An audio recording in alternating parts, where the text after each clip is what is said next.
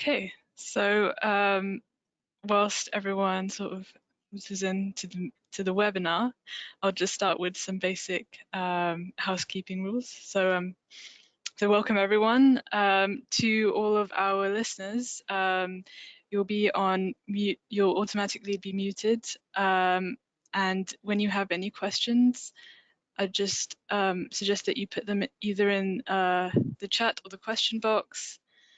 Best that you put this in the question box, and questions will be addressed in the discussion after our presentation today. Yeah, I think that's all from the housekeeping side. So yeah, I would like to welcome today Neil Farquharson to this WING talk, Women in Geothermal UK talk. We're very pleased to have him here to give us a bit of an insight into the parallels between the UK and the German geothermal energy markets. As a quick introduction to Neil's background, Neil is a senior geothermal engineer / geologist based in Munich, Germany, working for the company ERDWERK. He has extensive experience working in Germany, as well as a background in the UK from his previous studies. Yeah, so I'd like to hand over to Neil. So, okay, thank you very much for the introduction and kind words. Yeah, always a pleasure to have the opportunity to present a little bit of my experiences and the experiences of ERDWERK in Germany, and obviously their relevance for the UK. It's my country of birth, so I'm always happy to get involved and see what I can provide in terms of insights and lessons learned over the past few years. So I put a number of slides together to try and have a bit of a journey, I guess, to start off with. Try and highlight what's some of the driving factors, or going a little bit into the history, what's happened in the past within the geothermal market in Germany, deep geothermal market within Germany, and see if there's anything which some parallels or some inspiration for the UK, or some things which have been done well in Germany, which could be maybe can be transferred across, and some things that maybe haven't been done that well or haven't been done at all, which looking back now should have potentially have been considered. So yeah, short introduction to myself and the company ERDWERK. Yeah, a little bit of an overview of the geothermal developments in Germany, and then trying to get into what are the factors driving a new wave of projects which we're seeing now from the last couple of years, looking forward in the next 10 years. And also put some project case studies in that actually come at the end, and then summarizing what the UK can take inspiration from. So myself, yeah, my name is Neil Farquharson. At ERDWERK, I'm a geothermal engineer. I'm also part of the management, so I've also got a CEO director role within the company. I've been here at ERDWERK for coming up to 10 years now, starting off as a geothermal engineer and project manager, and slightly moving more into the management side of the company. I studied in the UK, so my background is engineering geology and geotechnics, a bachelor from Portsmouth and a master's in engineering for climate change from University of Southampton. And my career to date, I've been involved in construction, mining, infrastructure and energy projects across a number of countries, starting in the UK and working in Australia, and then my time here now on continental Europe, working in a number of different countries. So where I'm based here now in Germany, in Munich, but also in Switzerland, Belgium, and other EU countries.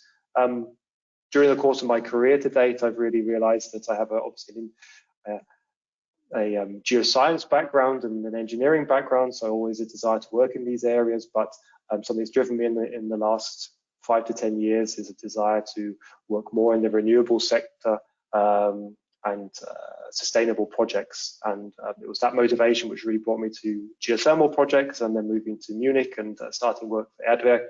And through that, I've really found my passion for developing geothermal projects and planning geothermal projects.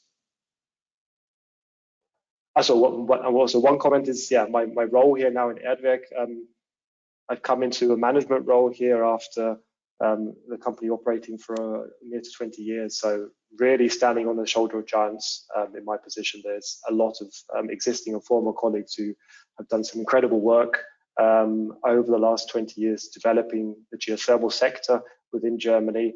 And I have a privilege of being in a position now to carry that forward together with the team for the exciting future of projects that we have. So quickly, a couple of words to ERDWERK.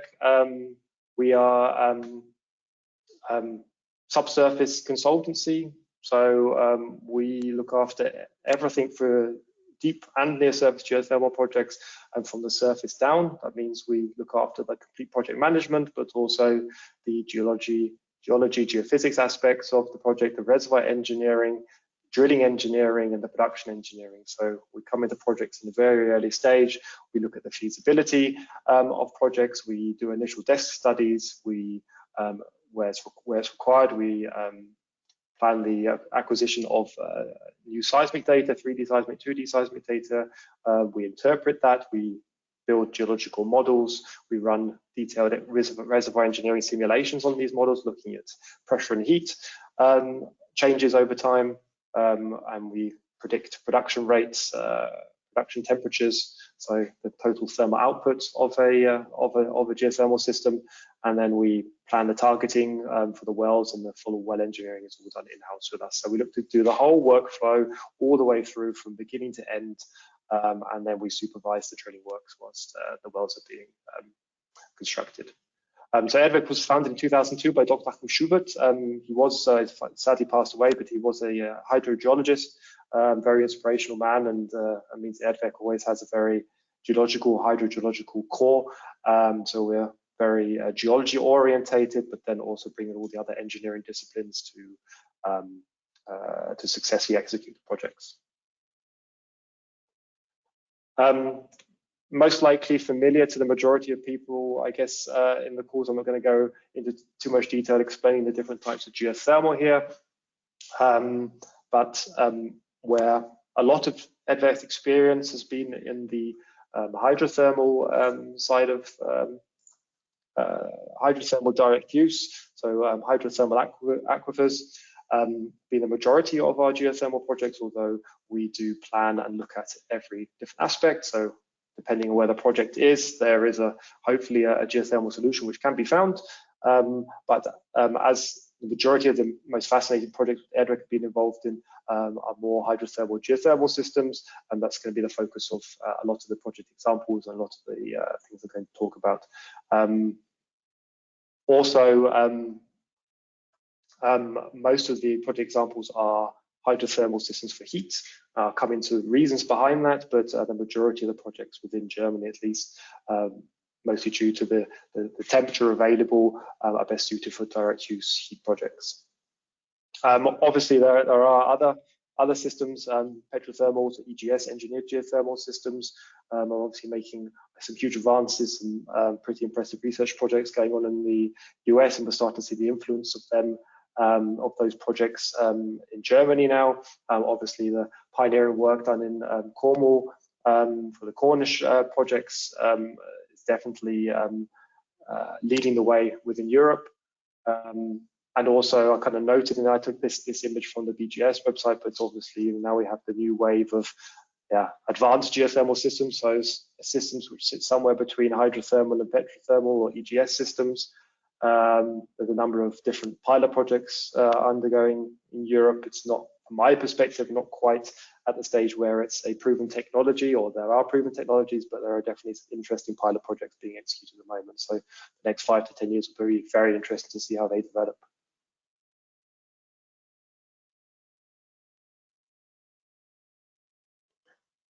So the energy demand across Europe is, I think, clear. This is quite an old data set, but it really hasn't changed too much in the 10 years. There's a large energy demand, and half of this energy demand is heating and cooling. And that is obviously something which deep geothermal systems, hydrothermal systems can provide very well. When we look at the hydrothermal potential across Germany, so these are some potential maps. The hashed areas are assumed or potential areas, and the more solid areas are regions where there's actually some evidence, some production, some wells, some data to back up a hydrothermal potential.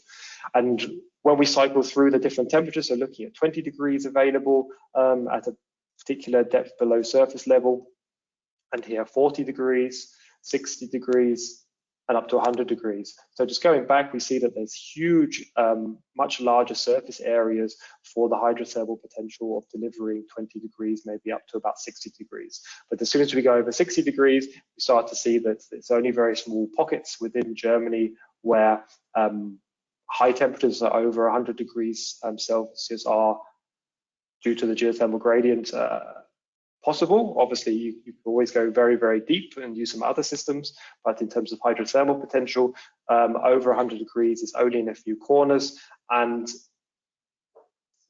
the economics of power production are quite difficult, especially due to a number of other reasons within these regions, meaning that the majority of the locations where hydrothermal geothermal is possible, direct heat use is the best solution. So over the next few slides, I'm going to try to show a little bit of progression in terms of the timeline of geothermal projects in Germany over the last 40 years, although the majority of the projects are happening within the last 20 years. And as mentioned before, there's a focus on mostly heat projects. There are a few combined power and heat projects which come into it, but the exclusive heat projects, exclusive electricity projects, I'm not going to go into much detail or refer to them that much in the next slides. So I guess always important to start off saying that the geothermal heat use across Europe or in Germany is nothing new. Yeah, some of the first projects were over 40 years ago now. There's known exploration across Germany from 1930s, 1940s, where thermal water was discovered whilst drilling for oil. And the basis also for a lot of the geothermal projects is exploration data from the 60s, 70s, and 80s from oil and gas fossil fuels exploration. And this data has been used extensively for the execution of deep geothermal projects. Falling oil price in the 90s played quite a significant role in changing a bit of the exploration perspective, and in a few pockets within Germany, then they started to look a bit more seriously at using the data to explore geothermal resources. So in the north of Germany, there are a number of other projects, but three of the most important projects are just being highlighted on the screen now. So in 1984, the Waren Müritz project, one of the pioneering projects in 1984, was mostly unheard of to execute a deep geothermal project, producing today just over 1 megawatt thermal, and it's a pretty classic two-well system producing from sandstones of the Upper Kuiper, so Triassic formation, and it's still operating today.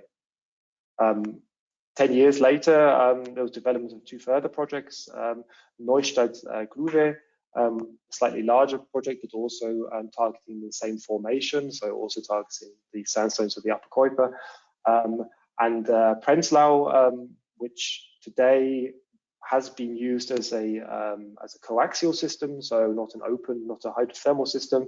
However, in that region now, they're starting to look at further exploration to actually repurpose this well as a hydrothermal well and drill some additional wells.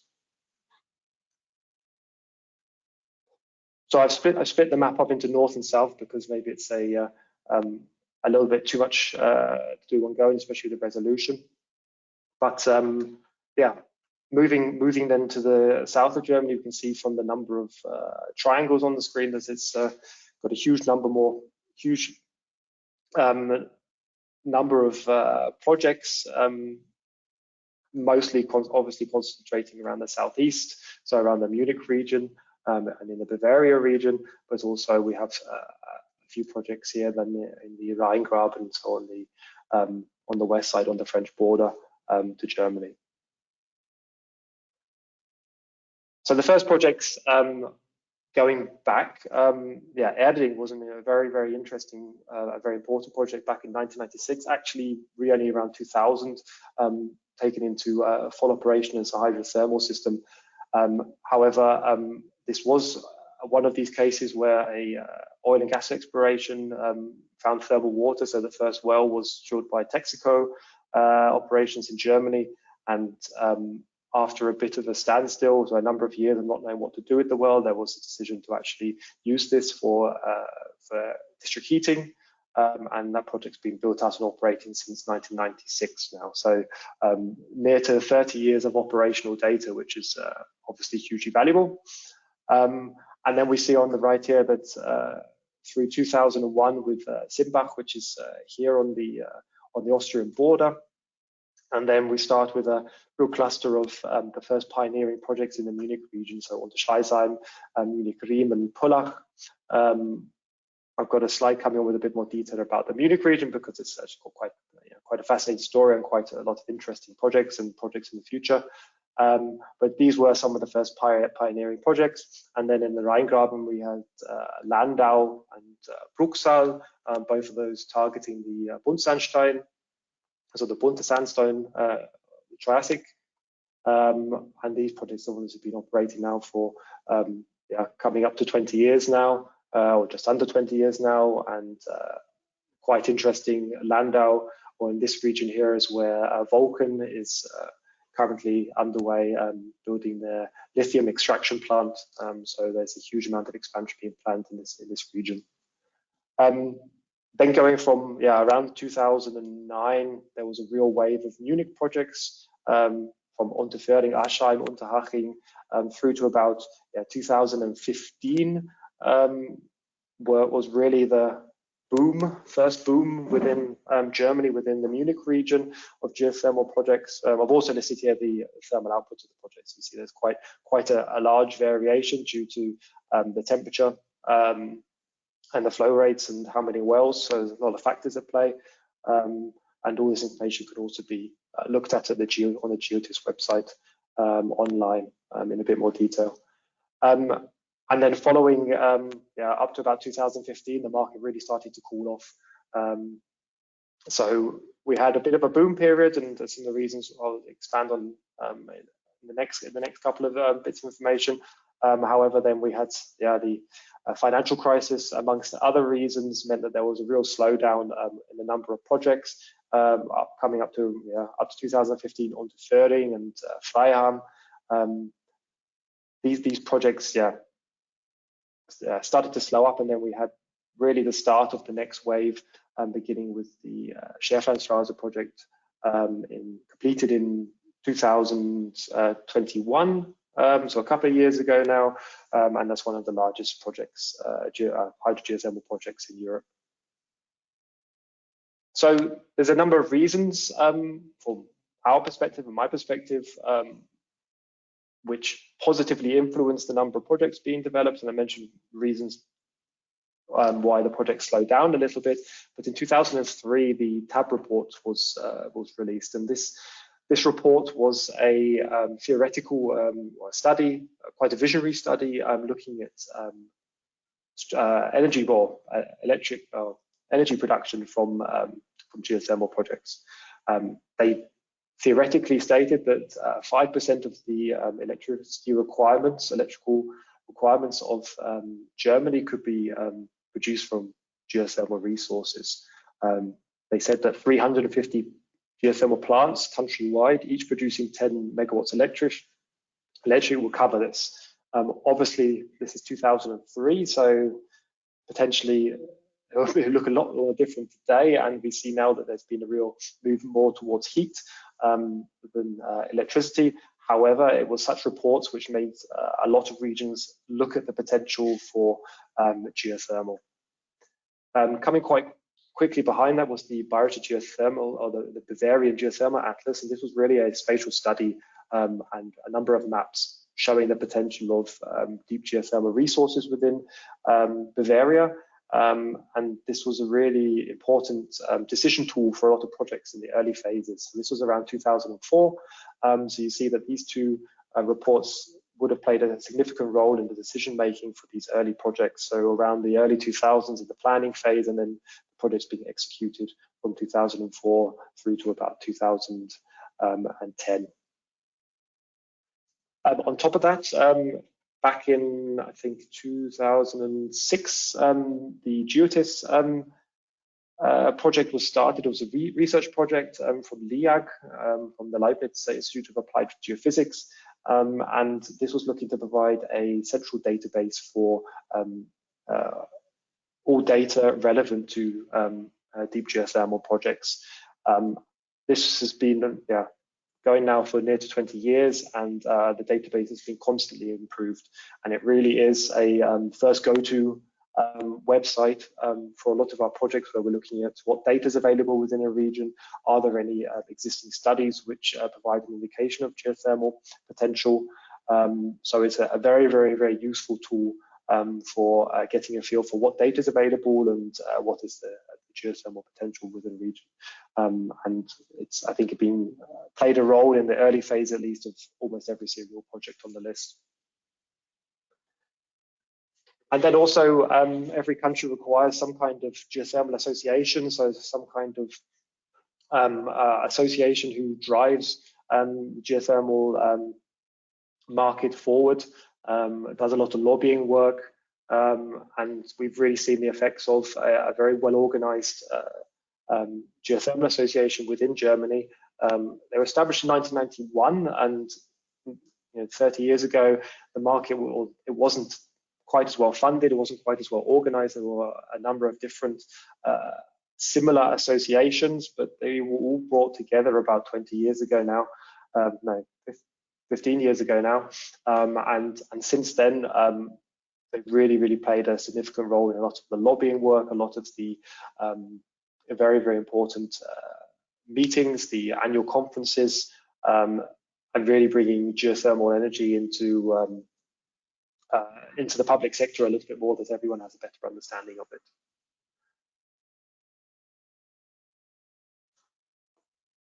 So one of their really nice maps, which they produce every 2 years, shows then a summary of all the different projects across Germany, depicting in red and blue some of the projects which I just referred to in the previous slide. But most interestingly, and we'll come also back to this a bit later, the projects being planned in green. And what's very clear is that the current status is there's a lot of green dots all over this map, which means that there's a lot of projects in planning.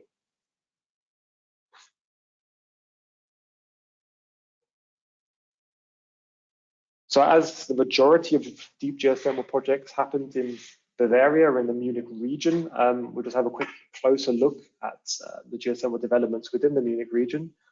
This is more or less the current state of play. The next slide will zoom in a little bit. It's maybe not too easy to see in this resolution, but you have the city of Munich here, and the red and black boxes are the different license fields. So we have different types of licenses here. We have production license, so a license where a geothermal wells have been drilled and they're producing and at a different heat to heating networks or some kind of direct use. We have exploration permits in red, so these are projects in the planning phase essentially, or undertaking further studies before they drill the wells. And then the green, the only example here is left and right, we have large scale permits. So these are more exploration permits. So within a green permit, you're not allowed to drill, but you're allowed to undertake seismic studies or equipment. Interestingly, there was a huge development. There was the boom times just over 10 years ago now, where across the region there were over 80 different concessions, different licenses in different forms had been awarded. Today we have around 50. We're entering a different kind of boom period, but it's a little bit more focused based on a lot of the data which we have now.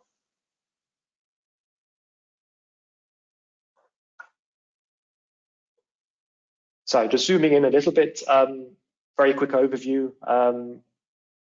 In the Munich region, we have all of these geothermal projects are producing from the same aquifer. That's the Malm aquifer, and it's a carbonate aquifer, and it is sitting at around. We actually have here on this map. It's probably difficult to read the depths below sea level of the top of the reservoir. So Munich is about 500 meters above sea level, so we always need to add about 500 meters to it. But we can see that we have in the north of Munich, the top reservoir is around 1,500 meters, so 1,000 plus 500, so 1,500 meters depth, going down to the south where it's around 3,000 to 4,000 meters depth. So we have an inclined aquifer, which is getting deeper towards the Voralp region, which is then about 20 kilometers, 30 kilometers south of Munich. What the depth means is that we have different temperatures. We have in the north, we have then maybe 60 to 70 degrees within the north of Munich, going up to about 150 degrees towards the south. That means we have in the south a cluster of projects which are combined heat and power or exclusively power, but due to the heat demand, especially of Munich, a lot of these projects will be transitioning to exclusive heat projects over the next few years. In the middle of the city, we have, as I mentioned, one of the largest, and the Schäferstraße project, which is a 6-well project from one combined drill site. So top reservoir is around 2,500 meters to 3,000 meters depth. So the well lengths are between 3,000 and 3,500 meters long. Blue is always the injection well here on the map, and red is always the production well. As you can see, with the number of developments and coming developments, which I'll come to, the distance between production and injection wells, top reservoir is very, very important because we want to avoid any thermal influences or pressure influences between the projects. So that's the real challenge going forward, that we're going to see huge densification of a lot of the projects, and reservoir management becomes one of the most important factors there. So currently we're drilling, so ERDWERK, one of our projects in Karlsfeld Ost, so the Karlsfeld Ostfeld, so north of Munich here in Karlsfeld, is actually for a private industry customer, MTU. They're a aircraft engine developer, one of the largest in Europe, and they have a heat demand, relatively heat demand on their site here, one of their main sites within Europe, and they decided in 2019 to drill 2 wells, so a production and injection well for heat, and so we're currently drilling there. Got a slide on that later on, so I can provide a little bit more information. And then we have a lot of existing projects, and each of these projects from maybe over 10 years ago now have seen that the district heating network needs to be expanded, and that the existing wells do not produce enough, so they need to expand the wells. So we've got a number of different projects here which are in the planning phase, quite advanced planning phase for a few of them, where they're going to essentially drill as many wells as feasibly and sustainably can be drilled within the existing licenses.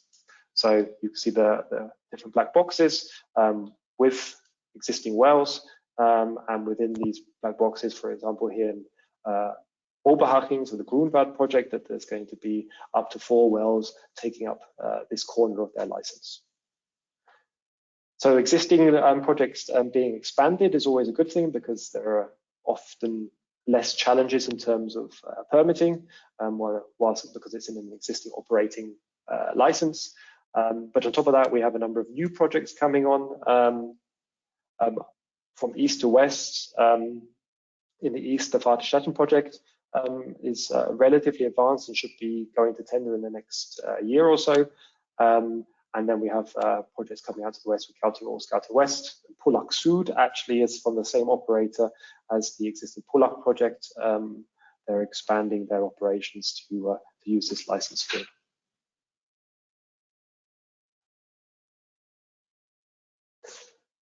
So going back to the big poster map which I showed. I don't know if anyone wants to brush off their GCSE German. They summarize always the number of plants in operation. So I've done the translating here. 40 geothermal heat plants in operation and 12 power plants in operation. That means in total 42 because 10 of them are combined heat and power and only 2 are exclusively heat. But that means there's a combined 412 megawatts thermal and 46 megawatts electric being produced. However, there are 12 geothermal plants under construction and 82 geothermal plants in planning.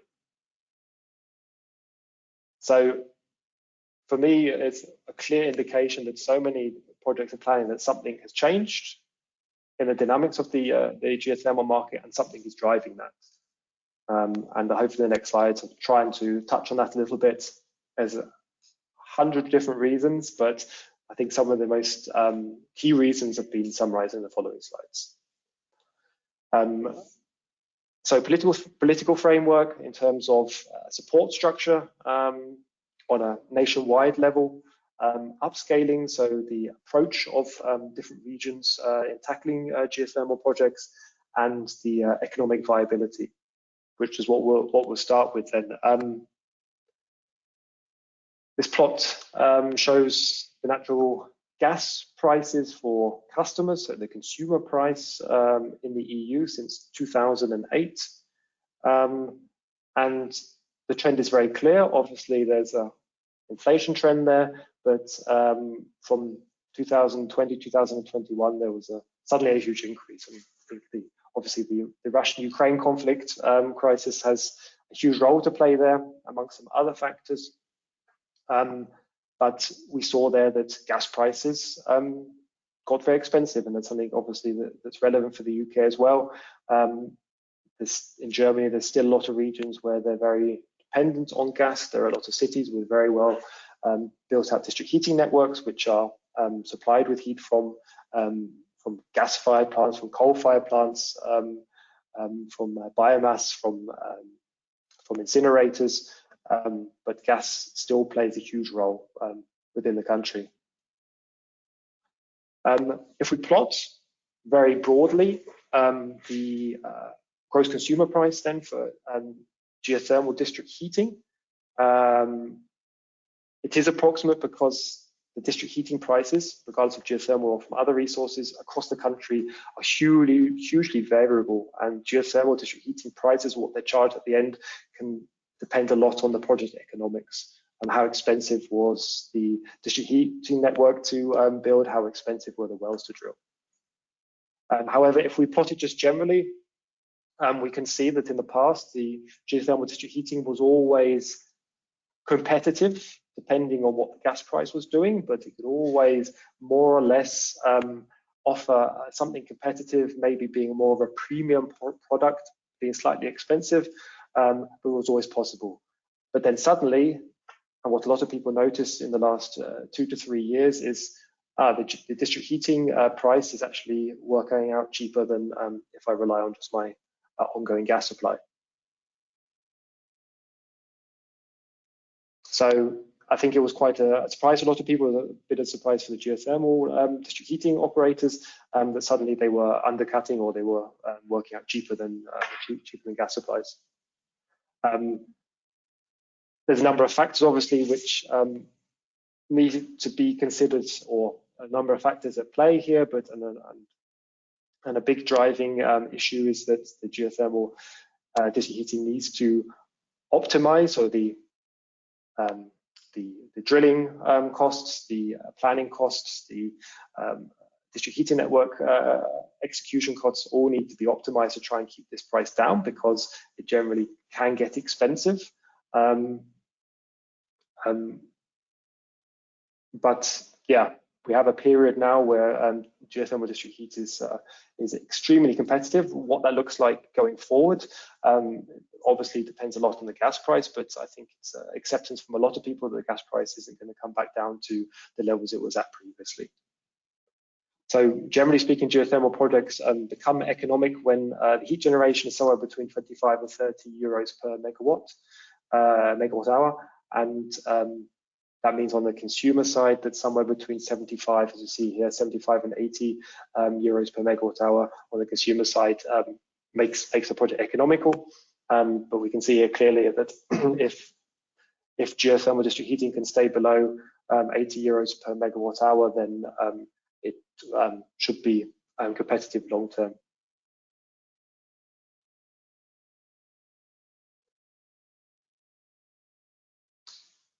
So the next slide, potentially one of the most boring slides in terms of text, but absolutely the most important is the federal funding for efficient heating networks, so the Bundesförderung für effiziente Wärmenetze. Essentially, this is a federal funding looking to promote the construction or transformation of district heating networks with a high proportion of renewable energy.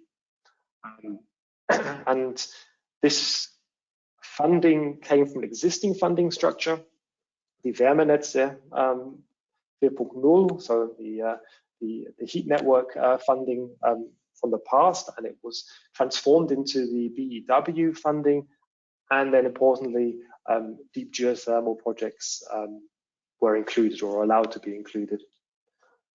And this funding covers planning and execution, so planning and feasibility studies of the early parts of the projects.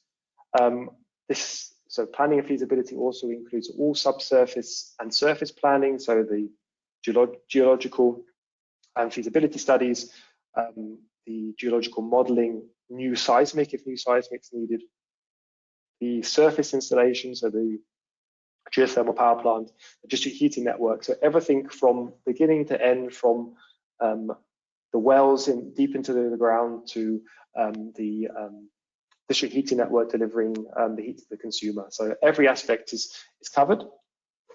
So in the planning phase of the projects, then there's a non-repayable grant of up to 50% of all eligible costs. This is capped at 2 million euros, which in most cases is sufficient. The planning and feasibility stage of the complete project usually go to a maximum of maybe 2 to 3, near to 4, depending on the size of the project, million euros. And this can be executed over then 12 months with the possibility of a 12-month extension. Importantly, this also covers the execution, so the construction, so the drilling of the wells and the construction of the geothermal district heating network. And for this stage, there's again a non-repayable grant, 40% of eligible costs, up to a maximum of 100 million euros, over 48 months, with the potential to extend another 24 months. Importantly, though, the funding is limited to that shortfall to economic viability. So that doesn't mean a very profitable project for one reason or another can still apply for this funding. It really means that the projects where for one reason or another that economic viability is marginal, then this funding is there just to help it get over that gap. So it could mean that the project's difficult economics because of challenging drilling or challenging district heating network or poor data, so a lot of seismic is required. So really plays a huge role in getting those projects just over those first hurdles, especially funding hurdles, when a lot of the projects are coming from either regional authorities, municipalities, who potentially don't have huge amounts of cash in the bank. What this means for us is, as a planner, means for ERDWERK that we have to take our usual workflow, which has been developed over the last 20 years, project execution workflow, and we pack it into this framework provided by the WwW funding. So that means there's a few extra bits of work that need to be executed to satisfy the funding, but generally speaking, it's been well thought out that our typical work packages can just be reformed a little bit, but fits into the funding quite well. About 90% of our projects currently are projects which are relying on this funding, and we saw about a 200% increase in requests with us for initial feasibility and pre-feasibility studies to look at geothermal potential. So there was a huge amount of interest, and it obviously had a huge impact. On top of that, there's a similar funding to the BEG, which is for looking to fund efficient building technologies, and within the BEG there is the potential to include deep geothermal, hydrothermal projects when they're combined with heat pumps. So currently on a federal level within Germany is actually not a very good funding mechanism for industry projects. So for industry who are looking to use geothermal heat directly for some kind of process heat, if they're using a heat pump, they could potentially do it under the BEG, but otherwise on a federal level there aren't many ideal possibilities to get funding. In addition to the federal packages, there's also a number of different options on state level. So North Rhine-Westphalia, so the northeastern eastern state, very large state within Germany, have been very, very proactive and have a number of their own funding opportunities for all feasibility studies, new seismic, and also funding for drilling costs. And there's also a lot of exploration data acquisition being undertaken by the Geological Survey within the region, because you have a part of Germany where you have huge, some of the largest population centers. So you have Düsseldorf, further north you have Munster, you have Frankfurt. So there's a lot of people living there with a huge heat demand, but the deep subsurface is quite complicated and quite unknown, because in the past there was no oil and gas exploration, and that data set isn't there. So a lot of work is being done now to do seismic campaigns, to drill exploration wells to try and build that data set. And finally, coming soon, hopefully, is some national risk insurance scheme. So at the moment it's looking to be some kind of half federal private risk insurance scheme. So here they're looking to really put together a tool to ensure the exploration risk of high-risk projects. So the projects which are in regions where the data quality is very poor or the uncertainty is very high, and as we've seen, it's a chain reaction. One good project means that you have a number of different projects coming up across the region. And this risk insurance scheme could really play a central role in developing some of the corners of Germany where we haven't seen any projects to date. And then one of the last of these three driving factors for the new wave of project is upscaling. So upscaling, really here I'm talking about single operators or groups of operators looking at regional developments, looking at not just the execution of single projects or single production injection wells, but looking to do multiple wells across a region, or in most of the examples then within the confines of the city, where you have one energy supplier, one municipal energy supplier with potentially an existing district heating network, and geothermal is being one of the different heat resources within that district heating network. So 10 years ago, over 10 years ago now, we had the Grame project within Munich, where a huge large-scale seismic, 3D seismic in the whole southern part of the city was completed. Second half is now just being done as, or starting to be planned as part of the GigaM project to cover the north side of the city with new seismic and develop a number of projects there. So the Grammar project was really a benchmark, I'd say, for a lot of future developments. And now we're seeing cities, Munster, for example, who have just tendered and just pretty close to awarding inner city 3D seismic for the whole city to look at planning then a whole portfolio of projects. And the similar is happening in Berlin, where they're also quite advanced in planning inner city 3D seismic campaign, then to essentially have a very detailed 3D model of the city and to be able to plan as many projects as feasibly executable. I've just noted plus geothermal, plus geological data law here. A data law was passed in Germany a number of years ago, and it meant that all non-commercial subsurface raw data, so well data, seismic data, processed, unprocessed, sometimes reprocessed, which is older than 10 years, has to be submitted and made freely available. So that means using tools like GeoTIS, which we mentioned, I'm able to list out wells, seismic data, and then submit that to the relevant authorities, the relevant departments, and after, unfortunately it takes a bit of time here, but after a number of weeks, the data will be supplied, and then we're able to use that in our desk studies, in our feasibility studies, but also, depending on which data is available, also in our detailed planning and execution. So it's a bit of a game changer, really, that there's no cost implication there, and so much data which is freely available because of the oil and gas exploration in the 70s, 80s, 90s, 2000s. So it means a 3D seismic cube shot in a region for oil and gas exploration in 2010 is now available at no cost for a company like ERDWERK to acquire on behalf of our clients and based on that to develop geological models. Now, obviously, some legal challenges in this. There are ongoing disputes. There are a lot of oil and gas operators who are in various legal discussions with some regions of Germany where they don't want to give up data. However, for renewables, for geothermal to advance, we see it from our perspective as a planner as essential.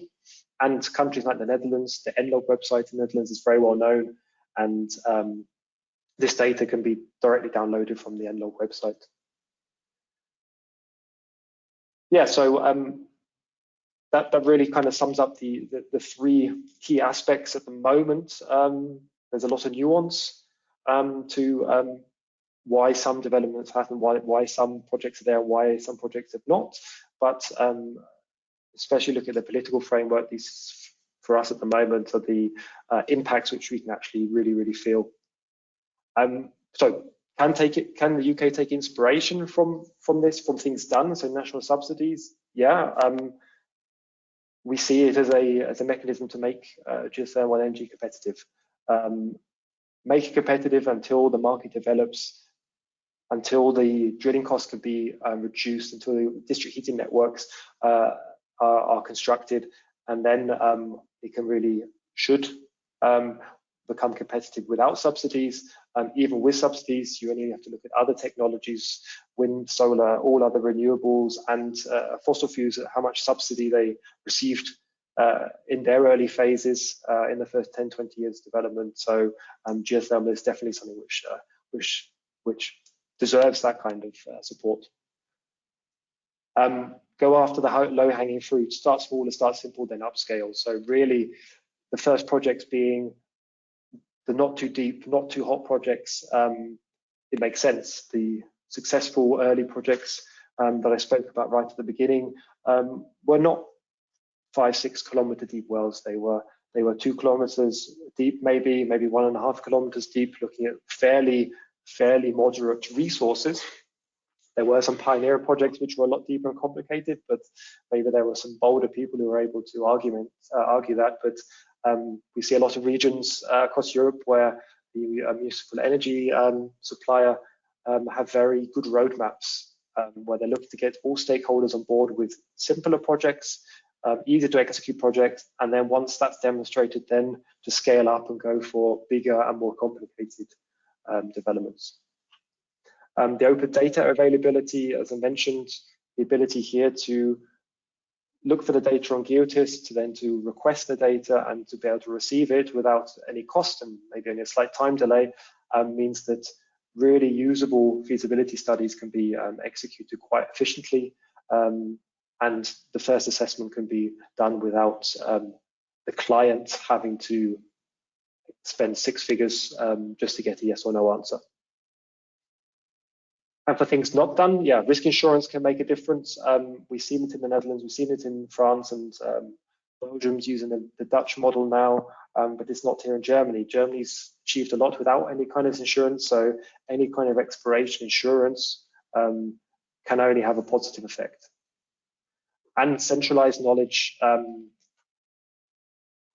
whether it's the Geothermal Association or a particular association, there are a number of smaller groups within Germany, but everything really does revolve around the Geothermal Association, who have their ties with EJEC, who have their ties with IGA, but I think that's something the UK are advancing very well. The newly announced UK National Geothermal Centre is definitely the right step to having a central hub of knowledge and coordination to try and bring the market together.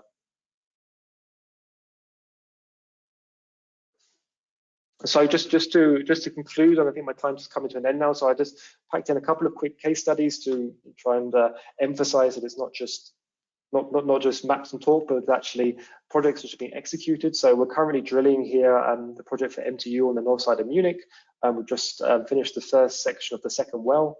So the first injection well to the north has been completed with very, very positive results. We're delivering there easily over 100 liters a second with around 70 degrees Celsius. So we're looking forward to finishing off the second well and having a very productive project there, which is then direct use heat within the fairly large site of the MTU aero engines on the north side of Munich. And as a second short case study, the Schäflernstraße project within Munich, which was completed a couple of years ago now, but it's one of the largest geothermal projects in Europe, hydrothermal projects in Europe, delivering over 50 megawatts from the one site. And as you see here on the left-hand side, it's 6 wells, 3 production wells going in different directions, and 3 injection wells. So each well, obviously with a very detailed geological model based on the 3D seismic, which was shot within the city, we were able to essentially make sure that we're targeting good parts of the reservoir through different criteria, and also essentially keeping the production and injection wells significant or sufficient distance away from one another, so we're not having any pressure or temperature, negative pressure or temperature influence on each other. We also had a research project as part of one of the wells where we were able to look at the multilateral completion, so drilling a additional branch to one of the production wells, so it's producing from both parts to increase production and lower the effort required from the pump system. So I think I've come just the end of my time now, so I guess I'll wrap my talk up for the moment. Please feel free to reach out to me if anyone has any questions or wants to discuss anything. I'm more than happy to take the discussion also offline. Thank you so much, Neil. That was an incredible presentation, very concise, going over all aspects of the geothermal market in Germany and actually how your different factors have affected growth in the country. Yeah, aren't we all jealous of the political framework that that Germany has, especially with all those different funding avenues? So I think we've already started to have a few questions come in from the audience. first one was from Kevin Mallin, which wasn't a question, it was just a hello from sunny Cornwall. But he sent his apologies, he had to leave early from the meeting. The next is from Tom Langrish, and the question is, with the high density of wells in the Munich area, is there a strict permitting system in place to ensure that the aquifer is not overutilized? Yes, so it's essentially different phases, but to achieve a long-term permit to produce, the projects will have to submit a heat extraction model after production tests have been completed to demonstrate that they're not having negative influence outside of their license. There is also a requirement that so there's a certain protection offered to the existing project. So the next projects coming online need to demonstrate to the existing projects that they're not going to have any negative influence before they receive their permitting. But it's the biggest challenge which Munich's got for the next 10 years is the reservoir management, because this density of projects within this reservoir, within the region, they haven't had at this stage. It's only now that they're going to start looking at that. So it requires all the different operators to work together and a lot of good modeling to be done in the early stages of the projects. Great. Yeah, Tom says thank you. If anyone has any more questions, yep, they're coming in. So where do you see the main potential in the UK outside of Cornwall? So your thoughts on UK geothermal? Yeah, so I guess, yeah, Cornwall, I guess it's a bit due to the geological situation there and the more EGS engineered systems with the granite. It's yeah, a little bit of different systems there. But so hydrothermal, where ERDWERK has also been involved in the past, is looking a lot at the Cheshire Basin. So I personally believe there's a lot of potential there. Stoke-on-Trent project and going up towards Manchester as well. There's a huge potential there in terms of the type of reservoir, the carbonate reservoirs there. There's a lot of similarities which can be drawn between, so geologically, with what's used in the Netherlands and in Belgium, the Dancian reservoir. The potential's there. It's just the data's okay, but not great, and sometimes it's quite deep. So executing those wells would be essential to that first successful project, and then there's going to be a chain reaction. Great, thank you. That was from Sally. Any more questions to come in?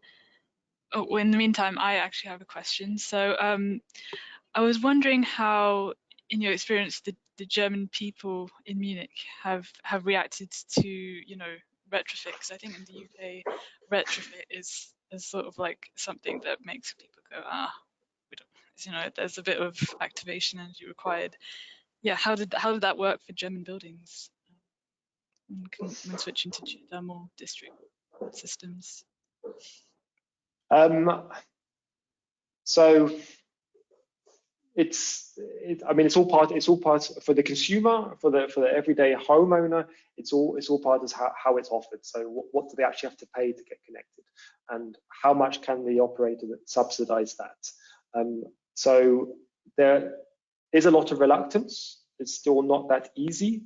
It's obviously there's parts of the region where everyone's on the district heating network, so you're just replacing the energy resource. You're not using as much gas anymore. You're using then geothermal for maybe 80% of the heat requirement. So in that aspect, it's quite easy.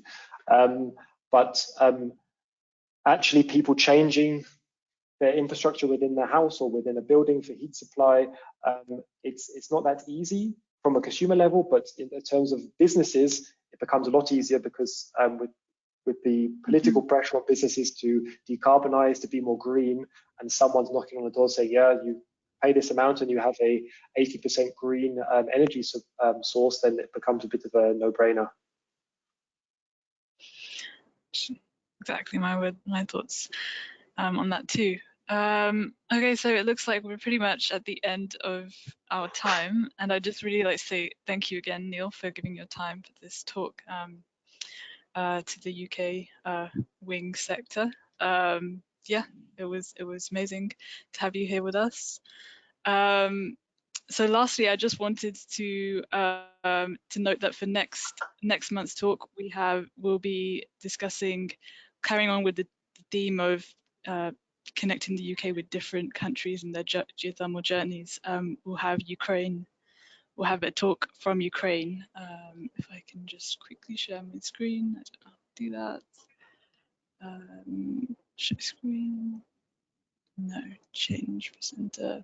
Okay, never mind. It's not going to work. But we have next week we'll have a talk on geothermal in Ukraine. So yeah. I think you can share your screen now. Thank you, everyone. Okay, that's great. I'll share the screen then quickly. So can people see the screen? I don't think anyone can. But yeah, either way, yeah, we're just getting some comments of people saying thank you to you, Neil. Forget me sharing my screen. I have technical difficulties on that. So great. I think we can end the webcast here. Thank you. Thank you very much. Have a good week. Bye, everybody.